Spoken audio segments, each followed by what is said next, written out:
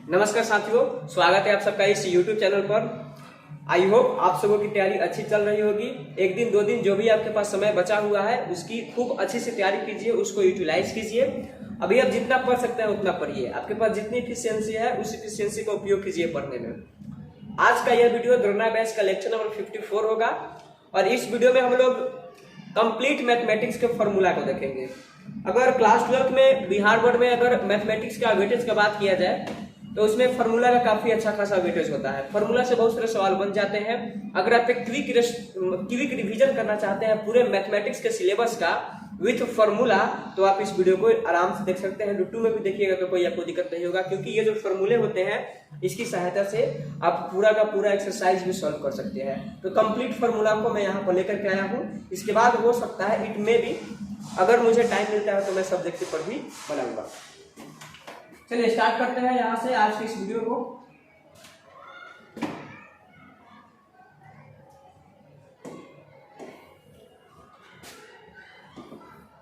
अब ये वेटेज लिखा हुआ है, वेटेज सबको पता होता है।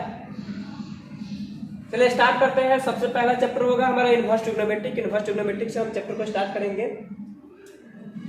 देखिए, अगर कहीं पर साइन एक्स बराबर साइन वाई हो तो वहां पर इस x को एंगल कहा जाता है, y को वैल्यू कहा जाता है, जो ये सिंपल ट्रिग्नोमेट्री है।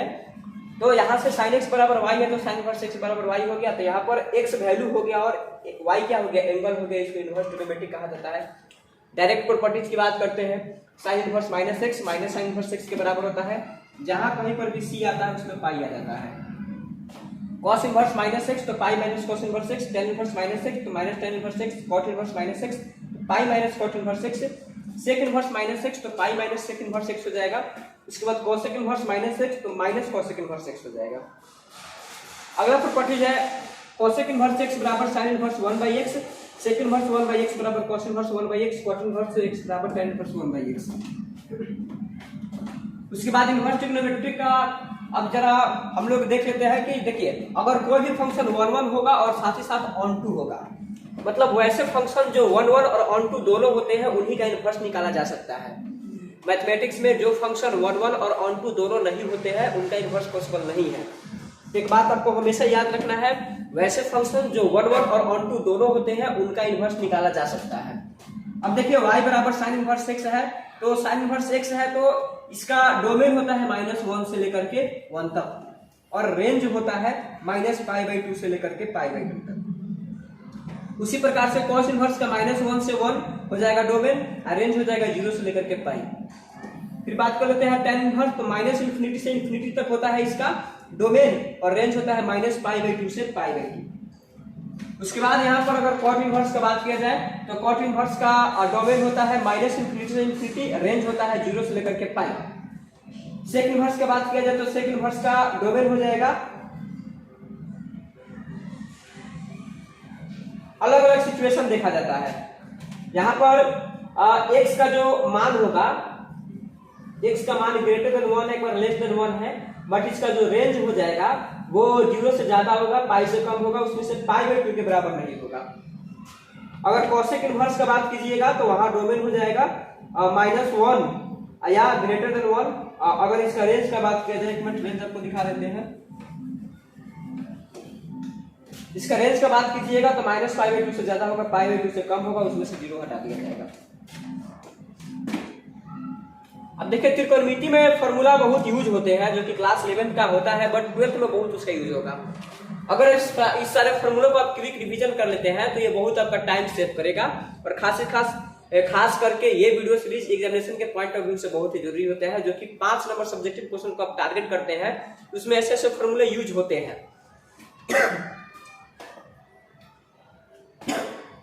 मैं इस पर आऊंगा जिसके बारे में मैंने बोला है। Sine inverse x plus cos inverse x बराबर π/2, tan inverse x plus cot inverse x बराबर π/2, sec inverse x plus cos inverse x बराबर π/2। अगर दो अंगों पर बात किया जाए तो tan inverse x plus tan inverse y बराबर tan inverse x plus y बट्टा 1 - xy। और यहां से याद रखिएगा, इसमें xy का मान 1 से कम होता है। tan inverse x plus tan inverse y बराबर tan इनवर्स, अच्छा ये प्लस का है तो ये माइनस का होगा, tan inverse x minus y divided by 1 plus xy।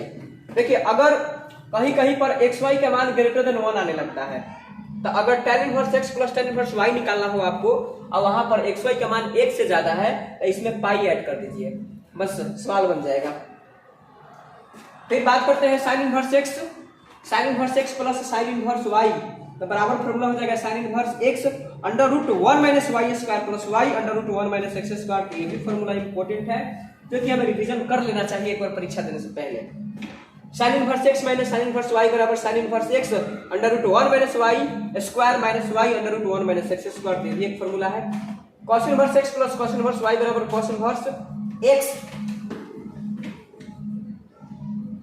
cos inverse x plus cos inverse y बराबर, एक मिनट, यहाँ पर cos inverse xy minus under root 1 minus x square under root 1 minus y square. cos inverse x minus cos inverse y है तो cos inverse xy plus under root 1 minus x square into 1 minus y square. अब ये जो formula है जिसके बारे में मैंने आपको बोला था क्लास 11 में भी बताया जाता है, ये सारे फॉर्मूले होते हैं जो कि बहुत ही बेसिक होते हैं बट इसका यूज हर जगह होता है। sin a प्लस b बराबर होता है sin a into cos b plus cos a into sin b, cos a plus b बराबर cos a into cos b minus sin a into sin b, sin a minus b बराबर sin a into cos b minus cos a into sin b, cos a minus b। देखिए यहाँ पर cos और मतलब cos a या cos a plus cos a minus b दोनों same होता है, बस यहाँ पर माइनस है तो यहाँ पर प्लस लगा दीजिए। tan a प्लस b बराबर हो जाएगा tan a plus tan b 1 minus tan a into tan b। कहीं ना कहीं इसी सब फॉर्मूला पर ये सारे को सेट कर दिया जाता है। tan a minus tan b बराबर हो जाएगा tan a minus tan b बटा 1 plus tan a into tan b। अब ये भी फॉर्मूला इंपॉर्टेंट होता है tan a plus tan b plus tan c बराबर, अगर याद रखना सकते हैं तो रख सकते हैं, बाकी याद नहीं भी रखिएगा तो कोई फर्क नहीं पड़ता है, क्योंकि बहुत ऐसे स्टूडेंट होते हैं जिनको मैंने देखा है कि वे ये भी याद रखते हैं। tan inverse x plus tan inverse y plus tan inverse z, अब रख सकते हैं याद tan inverse x plus tan inverse x plus tan inverse y plus tan inverse z। But मैं आपको ये रिकमेंड करूंगा कि अगर आप पहले से याद कर चुके हैं तो कोई दिक्कत नहीं है, बट अभी आप याद मत कीजिए क्योंकि अभी एग्जामिनेशन का समय है। अब क्या कीजिए कि पहले tan inverse x plus tan inverse y का फॉर्मूला लगा दीजिए, अब फिर जो आएगा उसके साथ लगा देना है tan इनवर्स z का फॉर्मूला। अगला formula sin a plus b into sin a minus b, ये भी यूज होता है। ये कहाँ यूज होगा तो कोई पता नहीं है, इंटीग्रेशन में यूज हो जाए कि वेक्टर में यूज हो जाए कि डिफरेंशियल कैलकुलस में यूज हो जाए कि डिफरेंशिएशन में यूज हो जाए कि एप्लीकेशन ऑफ डेरिवेटिव में यूज हो जाए, ये सब यूनिवर्सल फॉर्मूला है जो कि कहीं भी यूज हो सकता है, इसकी कोई गारंटी नहीं होती है। तो sin a plus b into sin a minus b बराबर sin a square a minus sin square b होता है। उसके बाद है cos a plus b into cos a minus b बराबर cos square a minus sin square b या cos square b minus sin square a। 2 sin a into cos b, ये formula बहुत ही जबरदस्त होता है 2 sin वाला।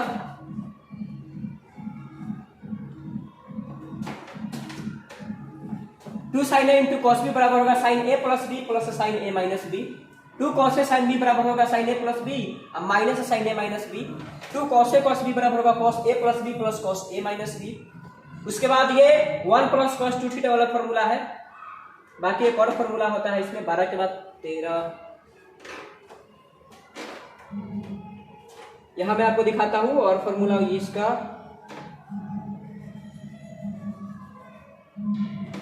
यहां पर है 2 sin a sin b, तो 2 sin a sin b होता है cos a minus b minus cos a plus b। sin c plus sin d बराबर होता है 2 sin c plus d into cos c minus d by 2। sin c minus d बराबर 2 cos, यहाँ पर देखिए plus है तो यहाँ पर sin है, यहाँ पर माइनस है तो यहाँ पर आ गया cos। 2 cos c plus d into sin c minus d by 2। cos c plus cos d बराबर 2 cos c plus d into cos c minus d by 2। cos c minus cos d, तो यहाँ पर जब भी cos c minus cos d आता है तो दोनों तरफ साइन लगता है, तो 2 sin c plus d by 2 into sin d minus c by 2। यहाँ पर c माइनस d नहीं होता है, d माइनस c होता है। फिर cos 2 थीटा का फॉर्मूला आता है cos square a minus sin square a। उसके बाद आता है sin 2 थीटा का formula 2 sin a into cos a। cos 2a बराबर जो कि 2 cos स्क्वायर माइनस a के बराबर होता है, या 1 माइनस sin स्क्वायर a के बराबर भी लिख सकते हैं। cos 2a का एक और फॉर्मूला होता है 1 माइनस tan स्क्वायर a बटा 1 प्लस tan स्क्वायर a, या tan 2 थीटा का फॉर्मूला होता है 2 tan थीटा बटा 1 माइनस tan स्क्वायर थीटा।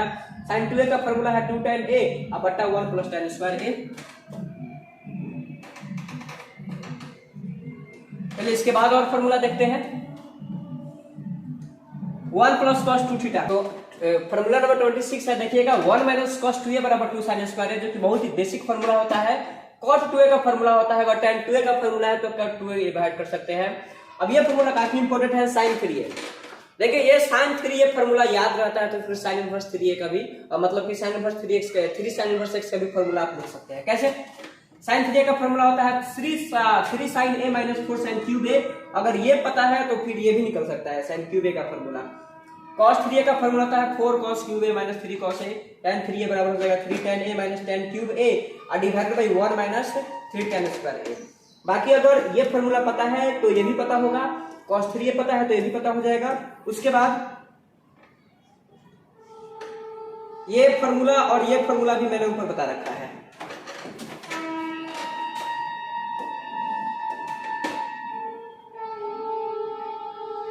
ये सारा फॉर्मूला बताया हुआ है। और इनवर्स का फॉर्मूला देख लेते हैं जरा, इनवर्स का फिर से कन्वर्जन देख लेते हैं। वो सारा फॉर्मूला आई थिंक किया हुआ है क्योंकि ये हाफ एंगल का फॉर्मूला है। इसके बाद tan a के बदले में मतलब कि एंगल को हाफ कर दिया गया है। ये कोई समझाने वाली बात नहीं है। एक मिनट, ये फॉर्मूला इंपॉर्टेंट है। tan pi by 4 plus x बराबर होता है cos x plus sin x बटा cos x minus sin x। tan pi by 4 minus x बराबर हो जाएगा cos x minus sin x और divide by cos x plus x। उसके बाद का फॉर्मूला यहाँ इधर है फॉर्मूला। उसके बाद देखिएगा इनवर्स कन्वर्जन का फॉर्मूला क्या होता है 2 tan इनवर्स x।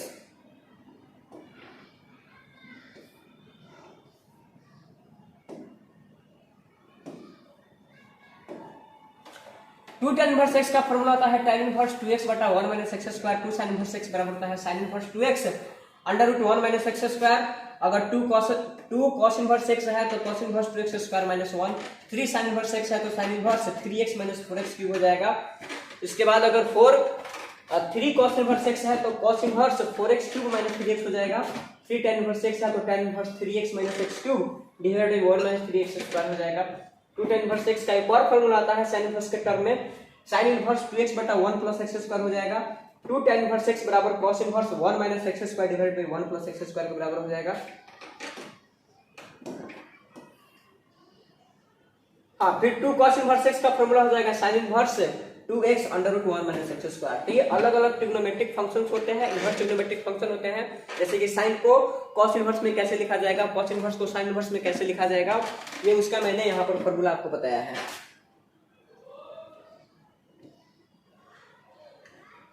उसके बाद एक और फॉर्मूला होता है जो कि sine of sine inverse x बराबर x हो जाएगा, cos of cos inverse x बराबर x हो जाएगा। यहाँ पर x का डोमेन दिया हुआ है।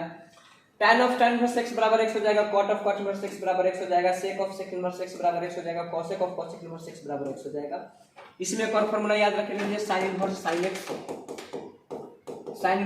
x बराबर हो जाएगा x, cos inverse cos x ये भी x के बराबर हो जाएगा, tan इनवर्स tan x ये भी x के बराबर हो जाएगा। उसी प्रकार से बाकी ट्रिग्नोमेट्रिक फंक्शन के लिए भी ये बात लागू होता है। ये सारा फॉर्मूला बताया हुआ है। इसमें कोई ये भी सारा फॉर्मूला बताया गया है जो कि ट्रिग्नोमेट्रिक फंक्शन में बताया गया था। 1 प्लस cos 2 थीटा के बदले में 2 cos स्क्वायर थीटा लिखा जा सकता है। sin 2x के बदले में 2 sin x into cos x लिखा जाता है। ऊपर मैंने ऑलरेडी बता चुका हूं सारा फॉर्मूला ये सब। अब 180 डिग्री को पाई रेडियन कहा जाता है। उसके बाद अगर 90 डिग्री की बात होगा तो पाई बाई 2 हो जाएगा। बहुत ही सिंपल बात है। देखिए कभी कभी सब्स्टिट्यूशन आता है। अब जैसे कि कहीं पर अगर a square plus x square आ जाएगा तो वहां पर x बराबर a tan थीटा या x बराबर a cot थीटा मान लीजिए। अगर कहीं पर a square minus x square आ जाए तो x बराबर a sin थीटा या x बराबर a cos थीटा मान लीजिए। अगर कहीं पर a प्लस x या a माइनस x हो तो वहां पर x बराबर a cos 2 थीटा मान लीजिए। अगर कहीं पर x square minus a square हो तो x बराबर a cos थीटा मान लीजिए। ये सब्स्टिट्यूशन होते हैं जो कि 5 नंबर के सवाल को बनाने में हेल्प करते हैं। नया चैप्टर है डिफरेंशिएशन। डिफरेंशिएशन आपको पता होगा कि क्या होता है। ये रेट के बारे में बताता है। डिफरेंशिएशन किसी एक राशि के दूसरे राशि के सापेक्ष परिवर्तन के दर को बताता है। मतलब what is differentiation? Differentiation is nothing but rate मेजरर।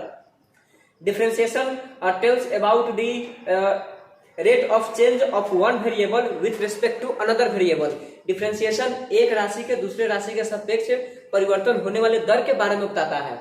तो देखते हैं अगर एक फंक्शन है y जो कि x का फंक्शन है जिसको हमने लिखा है y बराबर fx, तो डिफरेंशिएशन निकालना है उसको ऐसे y बराबर f डैश x लिखा जाता है या इसको dy बाई dx लिखा जाता है। बाकी ये सब बेसिक बातें हैं। डिफरेंशिएशन का मतलब यहाँ पर लिखा हुआ है, डिफरेंशिएशन का मतलब होता है rate of change of y with respect to x, मतलब कि y का मान x के सापेक्ष कितना तेजी से परिवर्तन हो रहा है। डिफरेंशिएशन को आप ज्यामिति की भाषा में स्लोप ऑफ टेंजेंट भी कह सकते हैं, उसको स्लोप भी कहा जा सकता है, या इसको डिफरेंशियल कोफिशिएंट भी कहा जा सकता है। डिफरेंशियल कोफिशिएंट ऑफ y किसके रिस्पेक्ट में, x के रिस्पेक्ट में। फार्मूला सीट यहाँ से स्टार्ट होता है, ये फार्मूला आपको याद रखना है, क्योंकि मैं आपको कहा है कि क्लास 12 में फार्मूला से ही बहुत सारे क्वेश्चन बन जाते हैं। बाकी क्वेश्चन रिवीजन के लिए आप खुद से फार्मूला देखिएगा, इससे अच्छा है कि इस वीडियो को इंटू 2 में देख लीजिए। फार्मूला है y बराबर x के पावर n, जो कि बहुत ही कॉमन फार्मूला होता है। तो dy बाई dx बराबर हो जाएगा n इंटू एक्स के पावर n माइनस 1, y बराबर sin x, तो dy बाई dx बराबर हो जाएगा cos x, और फिर y बराबर tan x है तो dy बाई dx बराबर हो जाएगा sec स्क्वायर x, y बराबर cot x है तो cot x हो जाएगा माइनस cos स्क्वायर x, और cos x है तो माइनस sin x हो जाएगा, sec x है तो sec x into tan x हो जाएगा, cos x है तो minus cos x into cot x हो जाएगा, e के पावर x है तो ये सेम रहेगा, a के पावर x है तो a के power x into log a हो जाएगा, y बराबर log x है तो log x है, इसका मतलब बेस में e होगा, तो इसका डिफरेंशिएशन हो जाएगा 1/x, और y बराबर रूट x है तो रूट x का हो जाता है 1/2 रूट x। बाकी ये सब बहुत ही बेसिक फॉर्मूला है। लॉग का एक प्रॉपर्टीज होता है, अगर कहीं पर लिखा हुआ है log b बेस में लिखा हुआ है a, तो यहाँ पर log b बटा log a बेस में एक मतलब किसी और को ला सकते हैं जो कि k है, और इसका मान 0 से ज्यादा होना चाहिए। ITF का बात कर लेते हैं तो sin इनवर्स x का डिफरेंशिएशन होता है 1/√1 minus x square, cot sine के बाद cos, y बराबर cos इनवर्स x है तो dy बाई dx बराबर हो जाएगा माइनस 1/√1 माइनस एक्स स्क्वायर। अगर tan इनवर्स x है तो dy बाई dx हो जाएगा 1 बटा 1 प्लस tan x स्क्वायर 1 बटा 1 plus x square. cot inverse x है तो tan इनवर्स वाला में माइनस लगा दीजिए यहाँ पर, minus 1 by 1 plus x square.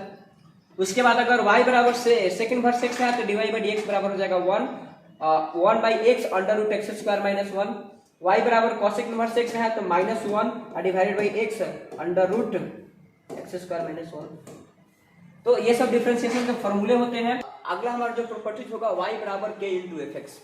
देखिए अगर डिफरेंशिएशन में अगर कोई कांस्टेंट आता है तो वहां से कांस्टेंट को बाहर निकाल दिया जाता है। अब कांस्टेंट का तो खुद का डिफरेंशिएशन 0 होता है अगर वो अकेले हो। इसके बाद आता है प्रोडक्ट रूल y बराबर u इंटू वी। u और v दो अलग अलग फंक्शन होते हैं, तो dy बाई dx बराबर y इंटू डी वी बटा D x plus u into D बटा डी एक्स। उसके बाद लॉग का कुछ प्रॉपर्टीज भी होते हैं, उसके पहले हम लोग डिवीजन रूल देख लेते हैं जिसको कोशिएंट रूल भी कहा जाता है। y बराबर u बटा v है तो v du बटा dx माइनस u du बटा dx बटा v स्क्वायर हो जाएगा। लॉग का प्रॉपर्टीज देखिए यहाँ पर log ba, तो अगर कहीं पर log ba है इसका हम रेसिप्रोकल लेते हैं तो 1 बाई log, तो b आ जाएगा बेस में और a चला जाएगा ऊपर। लॉग का प्रॉपर्टीज होता है log m इंटू n बराबर log m plus log n, और उसके बाद अगर log m बटा n है तो log m minus log n हो जाएगा। अगर इसके पावर में कुछ है तो m को नीचे ला दीजिए फिर b, अगर इसके पावर में होता तो फिर नीचे देखिए। मेरे कहने का मतलब है कि अगर मान लीजिए कहीं पर ऐसे लिखा हुआ हो log b a के पावर m, तो अब की बार ये जो m है m को रेसिप्रोकल करके तब नीचे उतारा जाता, ये 1 बाई m बन जाता। इंटू में तब लिखा था log b बेस में a।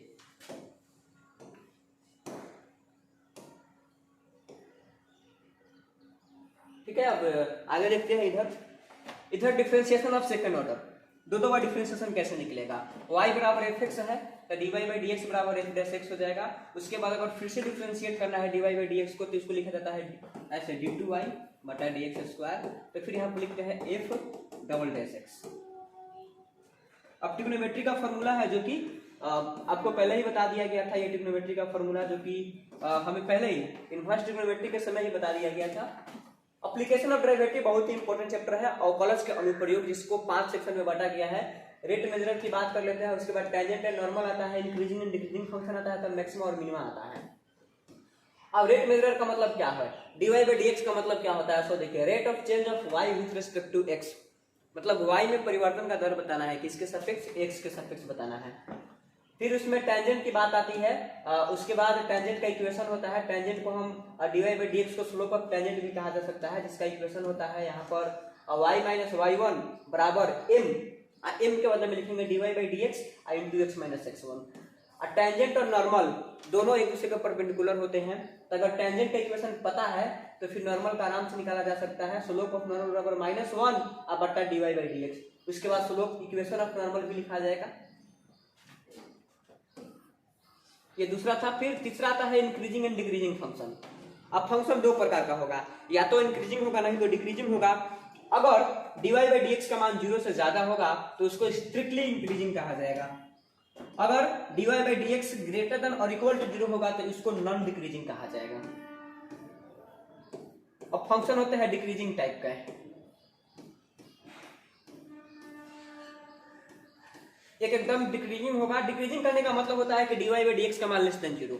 अगर dy/dx का मान लेस देन 0 है तो इसको स्ट्रिक्टली डिक्रीजिंग कहा जाएगा। अगर dy/dx का मान लेस देन और इक्वल टू 0 है तो इसको नॉन इंक्रीजिंग कहा जाएगा। चौथा वैरायटी होता है मैक्सिमा एंड मिनिमा। तो मैक्सिमम पॉइंट पर या मिनिमम पॉइंट पर स्लोप का मान हमेशा 0 होता है। उसके लिए यहाँ पर dy/dx यहाँ पर और यहाँ पर, और ये है मैक्सिमा पॉइंट। तो यहाँ पर फंक्शन इंक्रीजिंग है तो यहाँ पर dy/dx का मान ग्रेटर देन 0 है, और यहाँ पर फंक्शन डिक्रीजिंग है तो यहाँ पर dy/dx का मान लेस देन 0 है, और ये है मैक्सिमम पॉइंट। मैक्सिमम पॉइंट पर फंक्शन का हमेशा स्लोप का वैल्यू 0 होता है। तो यहाँ पर अगर टेंजेंट का फॉर्मूला देखेंगे तो dy/dx जो कि 0 के बराबर हो गया, क्योंकि यहाँ पर थीटा लेस देन 90, यहाँ पर थीटा ग्रेटर देन 90 है, और यहाँ पर थीटा एग्जैक्टली या तो 0 होगा और नहीं तो 180 होगा। तो उसके वजह से tan 0 का भी मान 0 हो जाता है, या tan पाई यानी कि tan 180 का भी मान 0 हो जाता है।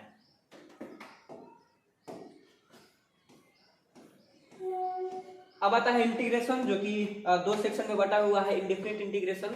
इंटीग्रेशन को प्रीमिटिव भी कहा जाता है, एंटी डेरिवेटिव भी कहा जाता है। इसको प्रीमिटिव भी कह सकते हैं या इसको एंटी डेरिवेटिव भी कहा जा सकता है। तो इंडेफिनिट इंटीग्रेशन होता है, डेफिनिट होता है, उसके बाद एप्लीकेशन ऑफ इंटीग्रल होता है, जिसमें हम लोग इनडेफिनिट और डेफिनिट को एकदम डिटेल में देखेंगे। पूरा फॉर्मूला को हम लोग देखेंगे, फॉर्मूला कुछ भी नहीं छूटेगा। इंडेफिनिट इंटीग्रेशन देखिए, अगर यहाँ पर इंटीग्रेशन fx dx बराबर मतलब स्मॉल fx है, fx dx बराबर fx प्लस c आता है, तो इसका मतलब हुआ कि इसको आप डिफरेंशिएट कीजिएगा तो ये मिल जाएगा। कहने का मतलब है कि अगर कोई किसी का डिफरेंशिएशन है तो किसी का इंटीग्रेशन कोई होगा। ठीक, फॉर्मूला क्या होता है? सबसे पहला फॉर्मूला इंटीग्रेशन x के पावर n, तो हो जाएगा x के पावर n प्लस 1 बटा n plus 1 plus c। Sine का इंटीग्रेशन हो जाएगा माइनस कॉस, कॉस का साइन, फिर tan का हो जाएगा, tan का इंटीग्रेशन हो जाएगा log sec x, उसके बाद cot का हो जाएगा log sin x, और इंटीग्रेशन sec का हो जाएगा log sec x plus tan x, log sec x plus tan x। 5 के बाद 6 के बाद 7 इधर होगा। ठीक है, उसके बाद सातवां नंबर है इंटीग्रेशन cosec x dx। तो log cosec minus cot x होता है, इंटीग्रेशन log x का होता है, x log x minus x। a के पावर x है तो a के पावर x का इंटीग्रेशन हो जाएगा a के पावर x बटा log a। sec square x का होता है tan x plus c, cosec square x का हो गया माइनस cot x। इसके बाद sec x into tan x का हो जाएगा sec x, cosec into cot का हो जाएगा माइनस cosec, तब हो जाएगा 1/x का इंटीग्रेशन log x। इसके बाद आता है इंटीग्रेशन बाई पार्ट्स, जिसको हम लोग आइलेट रूल भी कहते हैं। I का मतलब होता है इनवर्स, L का मतलब होता है log, A का मतलब अलजेब्रिक फंक्शन, T का मतलब ट्रिग्नोमेट्रिक फंक्शन, E का मतलब होता है एक्सपोनेंशियल फंक्शन। जब तो दो फंक्शन आपस में गुणा में होते हैं उसको सॉल्व करने के लिए लगाया जाता है आइलेट रूल, जिसको इंटीग्रेशन बाई पार्ट्स कहते हैं। उसमें जो फंक्शन मतलब कि आइलेट के अनुसार जो पहले आएगा उसको u माना जाएगा, जो बाद में आएगा उसको v माना जाएगा। तो u और v है, दो अलग अलग फंक्शन है। इसको x के साथ इंटीग्रेट करना है तो इंटीग्रेशन u v बराबर हो जाएगा u integration v dx minus integration du बटा dx into integration v dx, और फिर सबका इंटीग्रेशन। इसको इंटीग्रेशन बाई पार्ट्स कहते हैं। एक और रिजल्ट होता है e के power x into f x plus f dash x बराबर e के power x into f x plus c. उसके बाद आता है 17 integration x square plus a square बराबर तो 1/a tan inverse x by a हो जाएगा।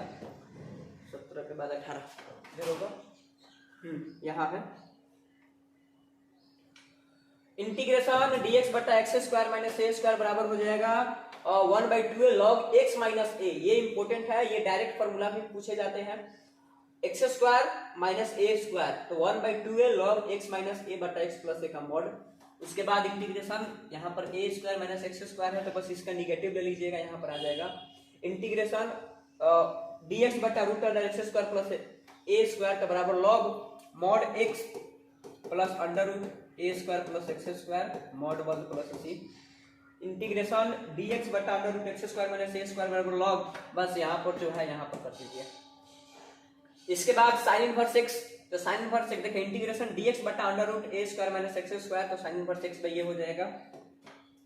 फिर अगर बोर्ड की बात है तो बोर्ड के लिए आप ये सारा फॉर्मूला छोड़ सकते हैं, बाकी ज्यादा कुछ नहीं, जो कि ट्रिगर से रिलेटेड ये कुछ फॉर्मूले होते हैं जो कि हमें ध्यान में रखना चाहिए। बाकी इंडेफिनिट के लिए उतना काफी है। बात कर लेते हैं डेफिनिट इंटीग्रेशन का। डेफिनिट इंटीग्रेशन में लिमिट लगा हुआ रहता है, तो उसमें प्रॉपर्टीज बहुत इंपॉर्टेंट होते हैं। इंटीग्रेशन ए से बी एफ एक्स जाइएगा तो लिमिट अगर चेंज कर देते हैं तो यहाँ पर लग जाएगा माइनस। उसके बाद ए से बी गए हैं एफ एक्स, अगर मान लेते हैं कि एफ एक्स के बदले में कोई हम दूसरा वेरिएबल ले लेते हैं तो भी उसका वैल्यू उतना ही होगा, तो एफ जेड डी जेड बस लिमिट वही होना चाहिए। और पहला, दूसरा, फिर तीसरा है यहाँ पर एफ एक्स ए से बी गए हैं, तो अगर ए से बी गए हैं तो ए से बी जाने के दौरान इसको अलग अलग कई सारे लिमिट में हम तोड़ सकते हैं।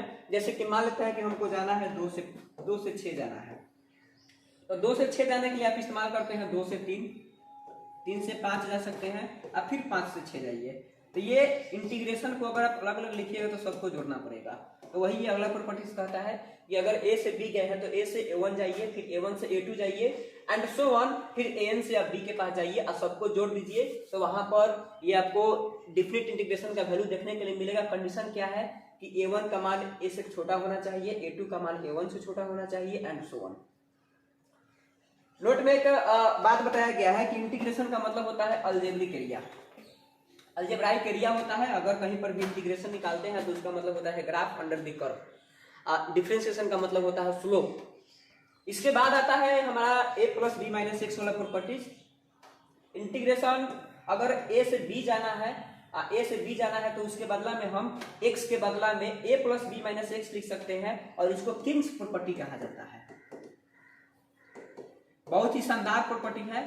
किंग्स प्रॉपर्टी के विशेषता ये होती है, मैं आपको बता देता हूं कि अगर मान लेते हैं कि डिफरेंट इंटीग्रेशन का सवाल दिया हुआ है और डिफरेंट इंटीग्रेशन का सवाल आपसे सॉल्व नहीं हो रहा है, वहां पर आपको आइडिया ही नहीं लग रहा है कि यहाँ पर कौन सा प्रॉपर्टीज लगाया जाए, आप आंख बंद करके किंग्स प्रॉपर्टी लगा दीजिए, एक एक सवाल बन जाएगा।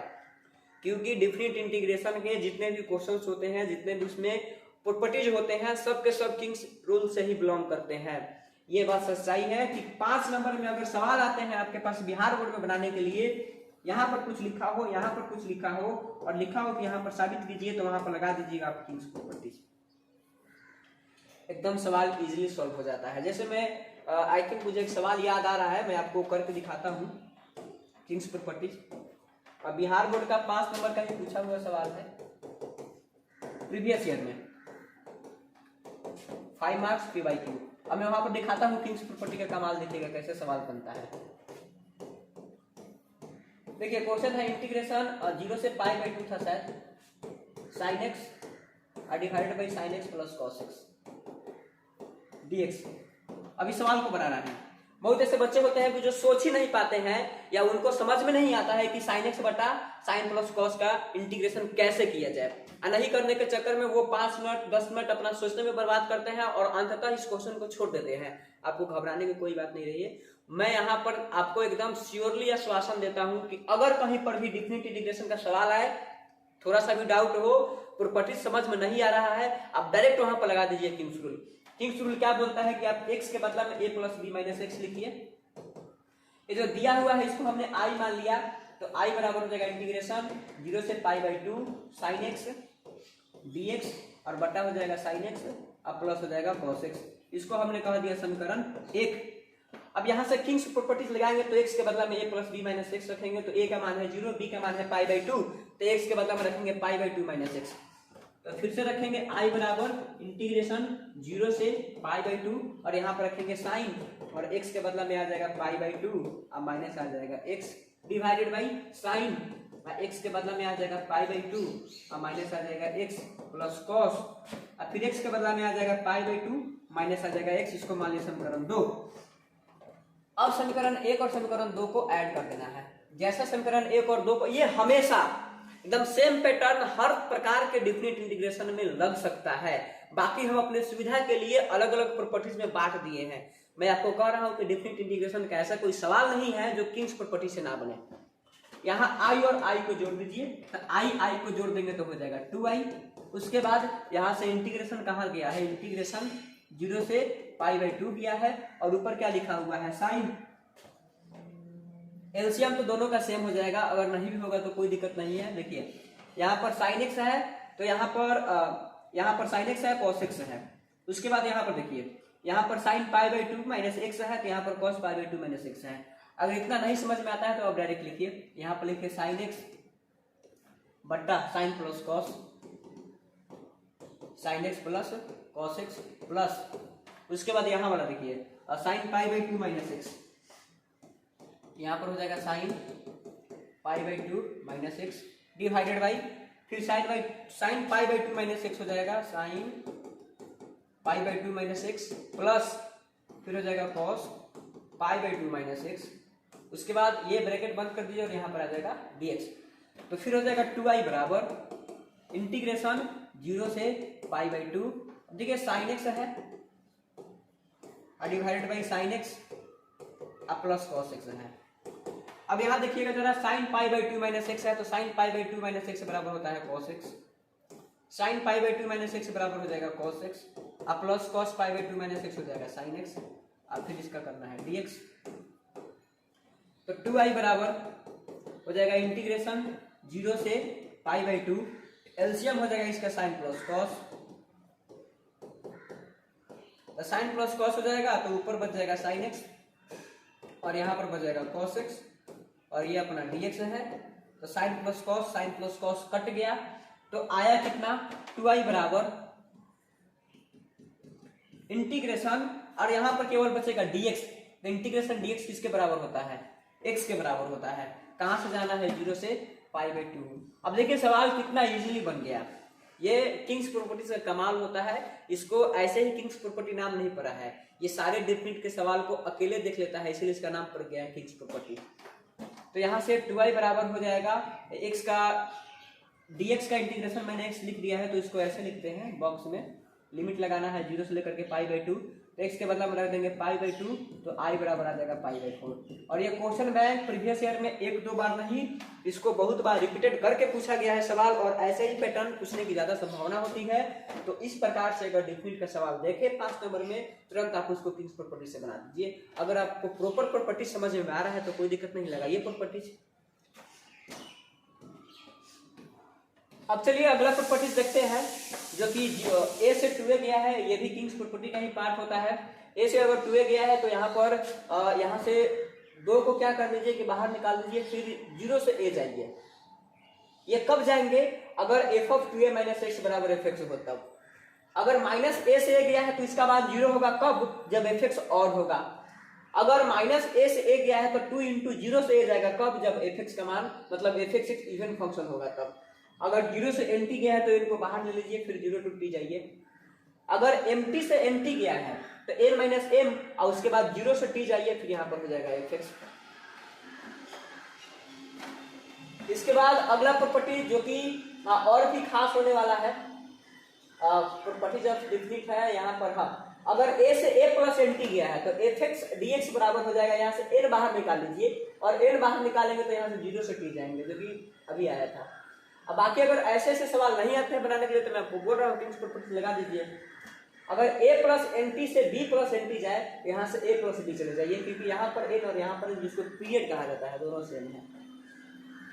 अगर a से b + nt जाए तो यहाँ से a से b जाइए, लेकिन fx और यहाँ से n ले लीजिए बाहर, और फिर 0 से t जाइए। बस यही डिफरेंट इंटीग्रेशन का प्रॉपर्टीज होता है। इसके बाद बात करते हैं वेक्टर का। तो वेक्टर क्या होता है, जिसके पास मोड और डायरेक्शन दोनों होते हैं, और जो वेक्टर डायरेक्शन को फॉलो करता है उसको वेक्टर कहा जाता है। पोजीशन वेक्टर क्या हो जाएगा, अगर यहाँ पर एक पॉइंट P है जिसका कोऑर्डिनेट है x, y, एंगल बना रहा है थीटा, तो पोजीशन वेक्टर बराबर हो जाएगा xi + yj, नहीं लिखा है कहीं, OP वेक्टर बराबर xi + yj + z। और यहाँ से मॉड बराबर हो जाएगा √x के साथ जो है उसका होल स्क्वायर प्लस y के साथ जो है उसका होल स्क्वायर प्लस z के साथ जो है उसका होल स्क्वायर। डायरेक्शन कोसाइन का अगर बात कीजिएगा तो cos alpha, cos beta, cos gamma को डायरेक्शन कोसाइन कहा जाता है। तो cos अल्फा बराबर x के साथ जो रहेगा बट्टा में उसका मॉड, cos गामा बराबर cos बीटा बराबर y के साथ जो रहेगा बटा में उसका मॉड, उसके बाद कॉस गामा भी होगा,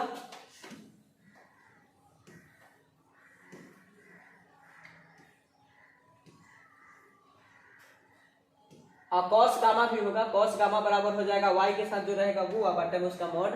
देखिए डायरेक्शन को साइन में कॉस अल्फा को एल कहा गया है, कॉस बीटा को एम कहा गया है, कॉस गामा को एन कहा गया है। तो याद रखिएगा हमेशा l square plus m square plus n square बराबर 1 होता है, जिस पर सवाल बहुत पूछा जाता है। अगर एल लिखा हुआ है तो एल के बदला में हम लिख सकते हैं कॉस स्क्वायर अल्फा, एम लिखा हुआ है तो एम के बदला में लिख सकते हैं कॉस स्क्वायर बीटा, एन लिखा हुआ है तो प्लस लिख सकते हैं कॉस स्क्वायर गामा, और ये तीनों को जोड़ देंगे तो आपस में कितना आ जाएगा 1 आ जाएगा। डायरेक्शन रेशियो अगर कहीं पर कोई वेक्टर लिखा हुआ है r i cap plus x i cap plus y j cap plus z k cap, तो यहाँ पर एक्स वाई जेड को डायरेक्शन रेशियो कहा जाता है।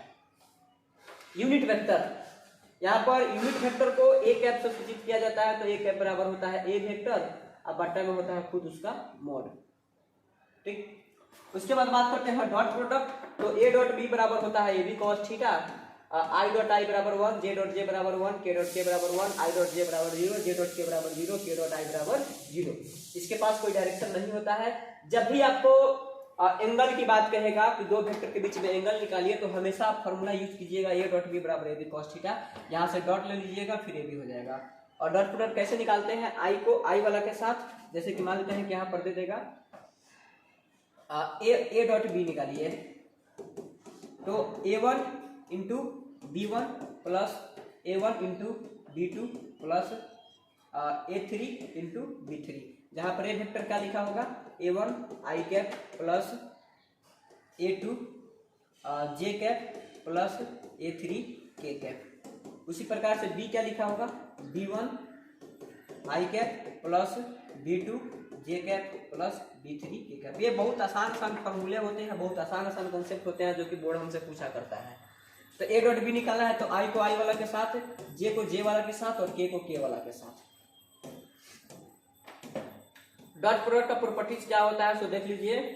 ए डॉट बी बराबर हो जाएगा मॉड ऑफ ए का whole square, a dot b बराबर ए डॉट बी या बी डॉट ए दोनों सेम होता है, a dot b plus c, तो एक बार बी के साथ ले लीजिए प्लस एक बार सी के साथ डॉट ले लीजिए, ए डॉट बी माइनस सी, तो एक बार बी के साथ डॉट माइनस एक बार ए के साथ सी के साथ डॉट। अगर ए और बी दोनों परपेंडिकुलर है तो इसका मतलब उनका डॉट प्रोडक्ट का मान 0 हो जाएगा।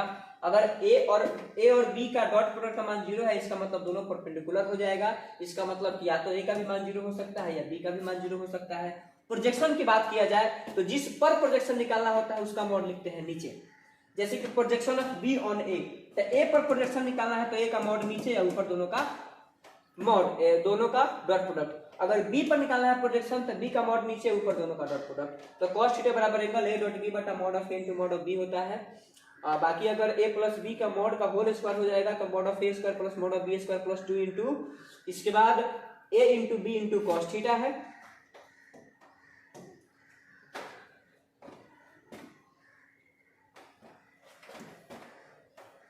क्रॉस प्रोडक्ट की बात करते हैं। क्रॉस प्रोडक्ट जिसको वेक्टर प्रोडक्ट भी कहा जाता है, तो ए क्रॉस बी बराबर ए बी साइन थीटा होता है, इंटू में एन कैप आ जाएगा जो कि डायरेक्शन वेक्टर की तरह होता है। आई क्रॉस जे बराबर के हो जाएगा, जे क्रॉस देखिए यहाँ पर आई है, यहाँ पर जे है, यहाँ पर के है, आई क्रॉस जे बराबर के, जे क्रॉस के बराबर आई, के क्रॉस आई बराबर जे, तो जे क्रॉस आई बराबर माइनस के क्रॉस जे बराबर माइनस आई, आई क्रॉस के बराबर माइनस जे। पर पट देखिएगा तो ए क्रॉस ए बराबर 0, तो ए क्रॉस बी बराबर माइनस बी क्रॉस ए, क्योंकि इसके पास डायरेक्शन होता है। ए क्रॉस बी प्लस सी बराबर, तो ए के साथ बी का क्रॉस और प्लस ए के साथ सी का क्रॉस, माइनस है तो बीच में माइनस लगा दीजिए। अगर ए और बी दोनों पैरेलल हो तो वहां पर ए क्रॉस बी का मान आ जाएगा 0। उसके बाद ए बी का मान, ए बी सी वेक्टर का मान दिया है, वहां से निकालना है ए डॉट बी क्रॉस सी। तो अगर ए डॉट बी क्रॉस सी निकालना है तो बस ए का पूरा लिख लीजिए, फिर बी का लिख लीजिए कंपोनेंट, फिर सी का कंपोनेंट लिख लीजिए और इसका डिटरमिनेंट निकाल लीजिए, जिसको हम लोग एसटीपी कहते हैं। इसका नाम एसटीपी है, scalar triple product. Scalar triple product या इसको बॉक्स प्रोडक्ट भी कहते हैं। इसको आप बॉक्स प्रोडक्ट कहिएगा, कोई दिक्कत नहीं है। अब प्रॉपर्टीज क्या होता है, तो a dot b cross c बराबर ए क्रॉस बी और डॉट सी हो जाएगा, a dot b cross c बराबर b dot c cross a या c dot a cross b हो जाएगा। उसके बाद a dot b cross c को बॉक्स ए बी सी लिख सकते हैं, इसलिए इसको बॉक्स प्रोडक्ट भी कहा जाता है। और बाकी बॉक्स का प्रॉपर्टीज होता है ए बी सी, तो बी सी ए या सी ए बी। अगर ए बी सी है और बी ए सी कर देते हैं मतलब उसका अरेंजमेंट बिगड़ जाता है, तो यहाँ पर लग जाएगा माइनस। स्केलर ट्रिपल प्रोडक्ट लिखा गया है यहाँ पर। अब देखिए ए ए बी मतलब कि अगर कोई भी दो रिपीट हो गया एक ही साथ तो उसका डॉट प्रोडक्ट का मान 0 हो जाएगा। फिर अगर ए सी सी है तो इसका भी बॉक्स का मान 0 हो जाएगा। अगर बी ए बी है तो इसका भी बॉक्स का मान 0 हो जाएगा। आई जे के का बॉक्स का मान 1 होता है, जो कि बिहार बोर्ड के परीक्षा में पूछा जाता है। 3D ज्योमेट्री है तो 3D ज्योमेट्री में डिस्टेंस का फॉर्मूला हो जाएगा x2 - x1 का whole square plus y2 - y1 का whole square plus z2 - z1 का होल स्क्वायर। उसके बाद यहाँ पर pa बट्टा pb बराबर m बट्टा n है। यहाँ से सेक्शन फॉर्मूला हो जाएगा mx2 + nx बट्टा m + n, my2 + ny1 बट्टा m + n, mz2 + nz1 बट्टा m + n। मिड पॉइंट का फॉर्मूला x1 + x2 बट्टा 2, y1 + y2 बट्टा 2, z1 + z2 बट्टा 2। और डायरेक्शन साइन है तो cos square alpha plus cos square beta plus cos square gamma बराबर 1, तो sin square alpha plus sin square beta plus sin square gamma बराबर 2। Direction ratio है जो कि अगर कोई वेक्टर है एबीसी के टर्म में तो यहाँ से एबीसी को डायरेक्शन रेशियो कहा जाता है। बाकी यहाँ पर फॉर्मूला को ड्राइव करके दिखाया गया है।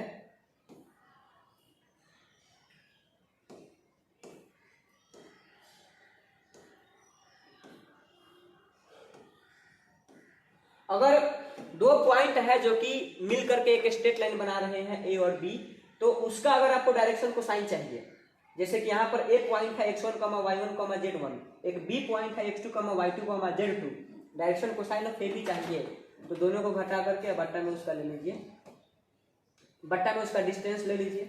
फिर y2 - y1 बट्टा में उसका डिस्टेंस ले लीजिए, z2 - z1 बट्टा में उसका डिस्टेंस हो जाएगा। ये डायरेक्शन को साइन निकाला जाता है। अच्छा डायरेक्शन ये कोसाइन का फॉर्मूला है, डायरेक्शन कोसाइन, ठीक। अगर डायरेक्शन रेशियो का बात करेगा तो डायरेक्शन रेशियो में केवल x2 - y1, x2 - x1, y2 - y1, z2 - z1। इसके बाद करते हैं स्ट्रेट लाइन। स्ट्रेट लाइन का जिसका इक्वेशन हमसे पूछा जाता है, तो स्ट्रेट लाइन का इक्वेशन होता है जो कि स्टैंडर्ड होता है x - x1 बट्टा a बराबर y - y1 बट्टा b बराबर z - z1 बट्टा c। अगर दो स्ट्रेट लाइन के बीच का एंगल पूछेगा तो cos थीटा बराबर a1 a2 plus b1 b2 plus c1 c2। अब पहला का मोड इंटू दूसरा का मोड, अगर थीटा बराबर 90 हो तो L1 L2 plus M1 M2 plus N1 N2 बराबर 0। इसका मतलब कि A1 A2 plus B1 B2 plus C1 C2 बराबर 0। अगर कोई लाइन XY प्लेन से क्रॉस करता है तो उसका समीकरण Z बराबर 0 होगा। अगर कोई लाइन YZ से क्रॉस करता है तो उसका समीकरण X बराबर 0 होगा। अगर कोई लाइन XZ से क्रॉस करता है तो उसका समीकरण Y बराबर 0 हो जाएगा। इसके बाद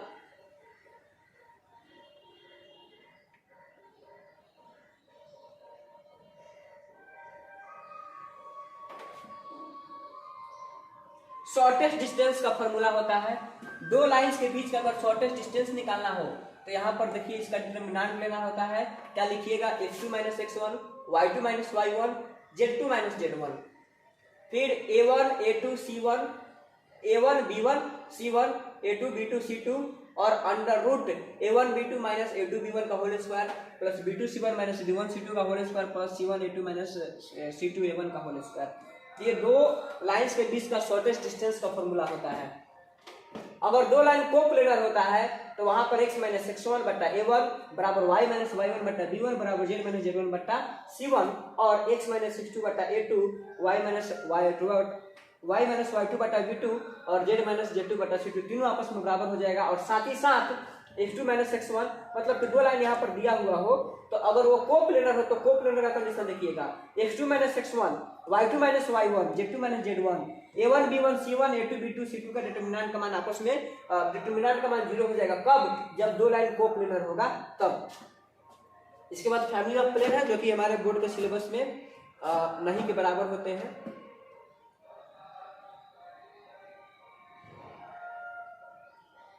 अगर एक प्लेन से एक पॉइंट का डिस्टेंस पूछा जाएगा तो पी की बराबर ax1 plus by1 plus cz1 plus d, अब लगा देना है मोड, अंडर रूट उसका हो जाएगा a square plus b square plus c square. दो पैरेलल लाइन के बीच का अगर डिस्टेंस पूछा जाएगा तो d1 माइनस d2 का मोड बटा under root a square plus b square plus c square. अगर दो प्लेन के बीच में एंगल पूछा जाएगा तो फिर भी यहाँ पर वही फॉर्मूला लगाएंगे, डॉट प्रोडक्ट। यहाँ पर देखिए डॉट प्रोडक्ट मिलेगा। cos थीटा बराबर a1 a2 plus b1 b2 plus c1 c2 under root a1 square plus b1 square plus c1 square a2 square plus b2 square plus c2 square theta बराबर 90, तो a1 a2 plus b1 b2 plus c1 c2 बराबर 0। उसके बाद intercept form होता है x बट्टा a plus y बट्टा b plus z बट्टा c बराबर 1। a का मतलब x इंटरसेप्ट, b का मतलब y इंटरसेप्ट और c का मतलब z इंटरसेप्ट। चलिए, तो हमारा वेक्टर और 3D खत्म हो गया। बात करते हैं डिटरमिनेंट का। अगर कहीं पर भी ऐसे डिटरमिनेंट लिखा हो a b c d, तो इसका डिटरमिनेंट का वैल्यू हो जाता है ad माइनस bc। इसको कहा जाता है रो, इसको कहा जाता है कॉलम, और इसके अंदर जो लिखे जाते हैं उसको एलिमेंट ऑफ द डिटरमिनेंट कहा जाता है। एलिमेंट ऑफ डिटरमिनेंट को a i j से सूचित किया जाता है। i का मतलब नंबर ऑफ रो, j का मतलब number of column. Order of determinant कैसे निकालते हैं, तो m और n को, मतलब कि m क्रॉस n को ऑर्डर कहा जाता है। m का मतलब नंबर ऑफ रो और n का मतलब कॉलम। अगर m और n दोनों सेम होते हैं तो उसको केवल एक ही वर्ड से सूचित करते हैं। जैसे कि इसमें रो में भी 2 है, कॉलम में भी 2 है, तो इसको सेकंड ऑर्डर कहा जाता है। यहाँ पर 2 क्रॉस 2 भी कह सकते हैं, बाकी सेकंड ऑर्डर ज्यादा प्रीफर किया जाता है इसको। इसके बाद माइनर निकालना है, तो माइनर निकालने के लिए देखिए क्या करेंगे। यहाँ पर 2 है तो 2 का माइनर निकालना है, तो 2 का क्या कीजिए, यहाँ से तो इसका रो और इसका कॉलम बंद कर दीजिए, जो है उसका डिटरमिनेंट लिख दीजिए। तो यहाँ पर 7 अकेला है, तो अकेला 7 का डिटरमिनेंट आती ही होगा, तो इसलिए इसका माइनर हो गया 7। फिर 3 का निकालना है। अगर 3 का निकालना है माइनर, तो 3 का कॉलम और 3 का रो बंद कर दीजिए, तो बच गया 5, तो 3 का माइनर हो गया 5।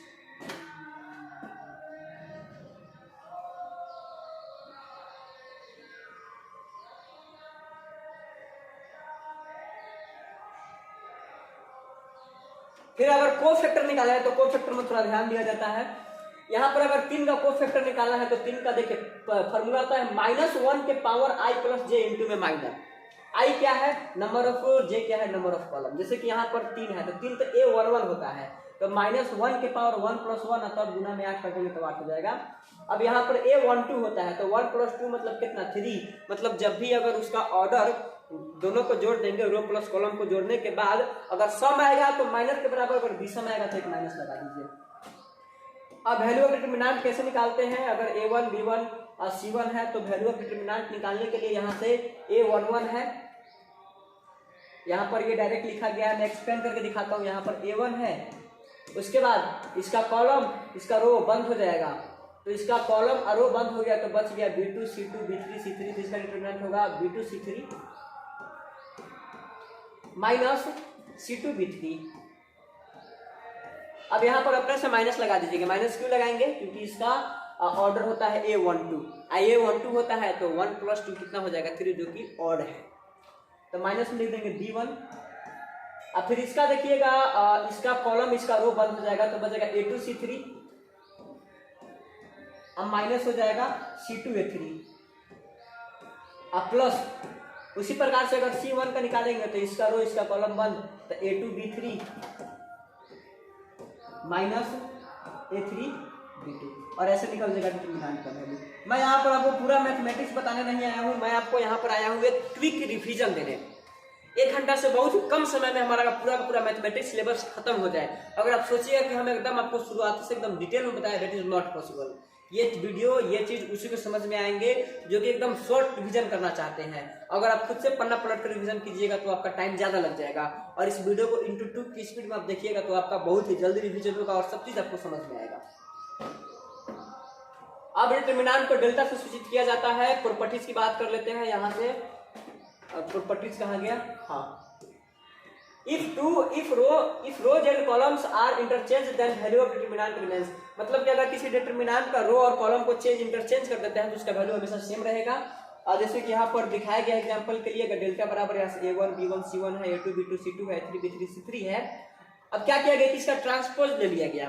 ट्रांसपोज का मतलब क्या होता है, सारा रोज को बदल दीजिए कॉलम के साथ, सारा कॉलम को बदल दीजिए रो के साथ। तो यहाँ से a1 b1 c1 मतलब ये जो फर्स्ट कॉलम है इसको, ये जो फर्स्ट रो है इसको फर्स्ट कॉलम बना दिया गया है। a1 b1 c1 यहाँ पर आ गया a1 b1 c1, a2 b2 c2 यहाँ पर सेकंड रो है तो इसको सेकंड कॉलम बना दिया गया a2 b2 c2, a3 b3 c3 यहाँ पर देखिए थर्ड रो है जिसको थर्ड कॉलम बना दिया है। तो इस डिटरमिनेंट का वैल्यू कभी चेंज नहीं होता है।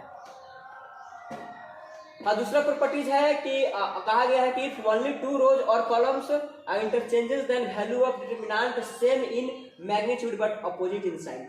अगर किसी भी दो कॉलम या किसी भी दो रोज को आपस में इंटरचेंज कर देते हैं तो मैग्नीट्यूड वाइज सेम रहेगा बट साइन वाइज वो क्या हो जाएगा, चेंज हो जाएगा। जैसे कि यहाँ पर देखिए A1 A2 A1 B1 C1 A2 B2 C2 है, A3 B3 C3 है। अब क्या किया गया कि इसको इंटरचेंज कर दिया गया, सेकंड रो को फर्स्ट बना दिया गया, फर्स्ट को सेकंड बना दिया गया, तो यहाँ से एक निगेटिव सिंबल आ जाएगा। बस कुछ नहीं, यही है। तीसरा, अगर कोई भी दो रोज या कोई भी दो कॉलम्स आइडेंटिकल हो जाए, जैसे कि A1 B1 C1 A1 B1 C1, यहाँ पर दो रोज आपस में आइडेंटिकल है। या देखिएगा A1 A2 A3 A1 A2 A3, यहाँ पर दो कॉलम आपस में आइडेंटिकल है तो इनका डिटरमिनेंट का वैल्यू हो जाएगा 0।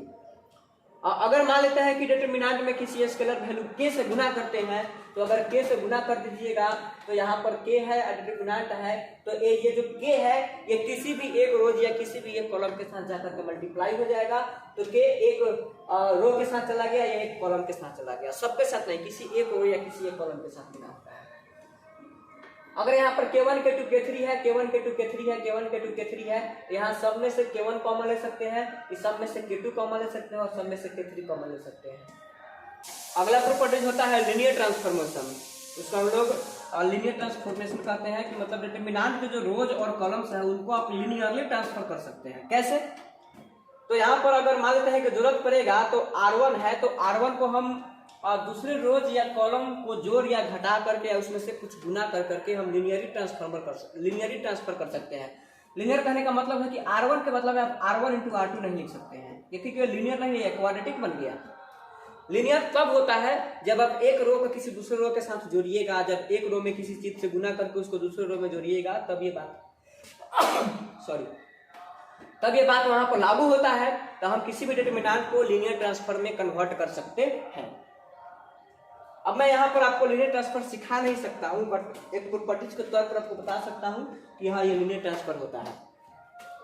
एप्लीकेशन ऑफ डिटरमिनेंट कहाँ होता है? तो एरिया ऑफ ट्रायंगल निकालने के लिए एप्लीकेशन ऑफ डिटरमिनेंट का यूज करते हैं। ABC किसी ट्रायंगल का वर्टाइसेस है, A का कोऑर्डिनेट है x1 y1, B का x2 y2, C का x3 y3। अगर इसका एरिया निकालना हो तो एक बार टर्गो लिख दीजिए और यहाँ पर आ जाएगा x1 y1 x2 y2 x3 y3, यहाँ पर 1 1 1 इसका डिटरमिनेंट जो आएगा फिर उसका मॉड ले लीजिए।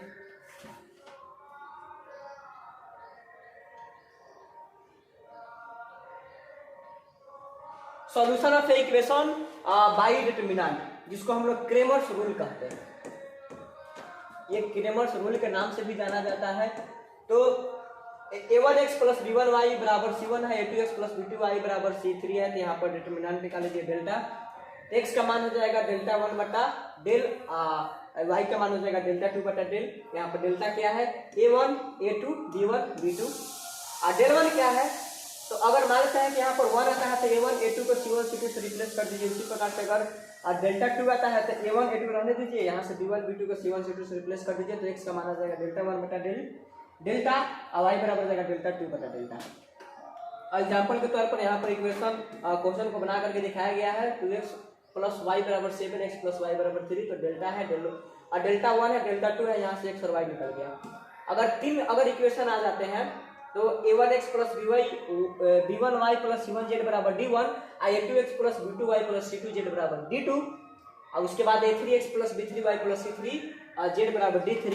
तो उसको अगर सॉल्व करना है तो वहां पर भी क्रेमर्स रूल लगाएंगे। तो यहाँ से पहले निकालेंगे डेल्टा बराबर हो जाएगा a1 b1 c1 plus a2 b2 c3 a2 b2 c2 a3 b3 c3। अगर डेल्टा 1 निकालना है तो इसको आप रिप्लेस कर दीजिए d1 d2 d3 से। अगर डेल्टा 2 निकालना है तो इसको रिप्लेस कर दीजिए d1 d2 d3 से। अगर डेल्टा 3 निकालना है तो d1 d2 d3। x बराबर हो जाएगा डेल्टा 1 बटा डेल्टा, y बराबर हो जाएगा डेल्टा 2 बटा डेल्टा, z बराबर हो जाएगा डेल्टा 3 बटा डेल्टा।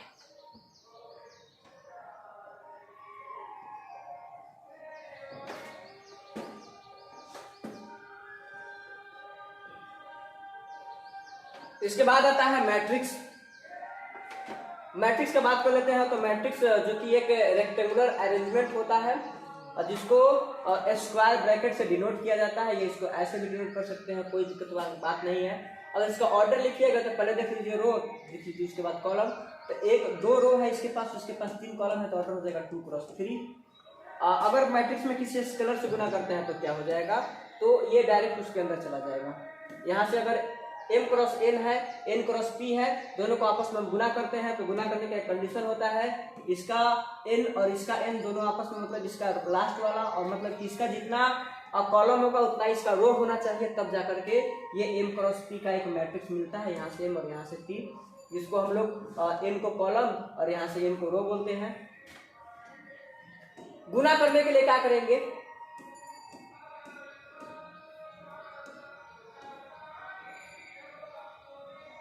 गुना करने का कंडीशन दिया होगा, गुना करने का कंडीशन नहीं दिया है तो मैं आपको बता देता हूं कि मैट्रिक्स का रो उठाते हैं और बगल वाले मैट्रिक्स से कॉलम से गुना करते चले जाते हैं। उसके बाद आइडेंटिटी मैट्रिक्स होता है, जो कि जिसको आई से सूचित किया जाता है 1 0, मतलब 1 0 0 1। ये 2 ऑर्डर का है, 3 ऑर्डर का रहेगा तो 1 0 0 0 0 0 0 1 1, मतलब डायगोनल के जो एलिमेंट्स होंगे वो सब के सब 1 के बराबर होगा, बाकी सब 0 हो जाएगा।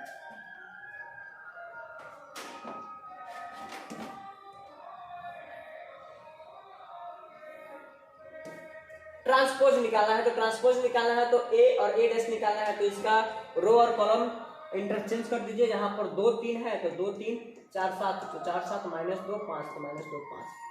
डिटरमिनेंट का प्रॉपर्टीज क्या होता है, तो a का अगर आप 2 बार ट्रांसपोज निकालते हैं तो वो खुद a के बराबर हो जाएगा, a प्लस b का डैश बराबर a dash plus b dash, k into a dash बराबर k into a dash, a dash b dash बराबर b dash into a dash हो जाएगा। एडजॉइंट ऑफ निकालना है मैट्रिक्स, तो एडजॉइंट निकालने के लिए क्या करते हैं, कोफैक्टर का ट्रांसपोज ले लेते हैं। और क्वेश्चन दिया गया इसका एडजॉइंट निकालना है, तो सबका अलग अलग कोफैक्टर लिया गया और कोफैक्टर के बाद उसको सजाया गया, यहाँ पर दिया गया होगा एक मैट्रिक्स आ गया कोफैक्टर, b आ गया कितना 7 -4 -3 2।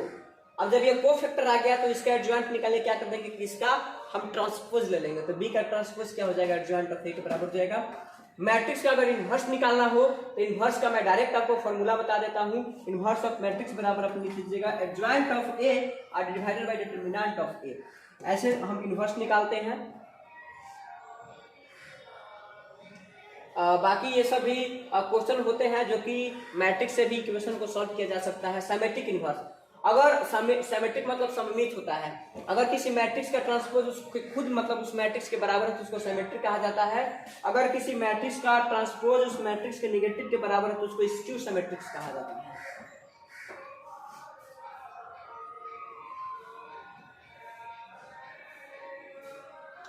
कुछ बेसिक मैट्रिक्स होते हैं जैसे कि सिंगुलर मैट्रिक्स।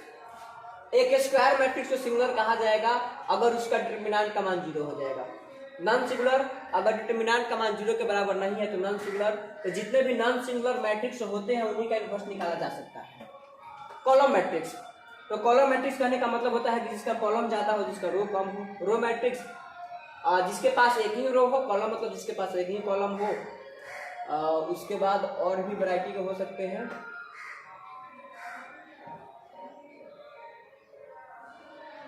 ये तो आइडेंटिटी मैट्रिक्स है ही, मैंने तो बताया है। डायगोनल मैट्रिक्स, अगर सारा का सारा आपस में बराबर हो जाए डायगोनल तो ठीक है। तो ये हमारा ये चैप्टर समाप्त हो गया यहाँ पर 12th में। मैं आपको बता सकता हूँ कि मैंने यहाँ पर कौन कौन सा चैप्टर छोड़ा है। अब मैंने यहाँ पर आपको डिफरेंशियल इक्वेशन प्लस प्रोबेबिलिटी और LPP, differential equation, probability, LPP और रिलेशन इन फंक्शन, मैंने इसको छोड़ दिया है। बाकी जितने कराया है उतना मोर देन इनफ है। डिफरेंशियल इक्वेशन के लिए आप इंडिविजुअल वीडियो देख सकते हैं जाकर। मिलते हैं नेक्स्ट वीडियो में, शायद ये इस बैच का लास्ट वीडियो होगा। तब तक ऑल द बेस्ट।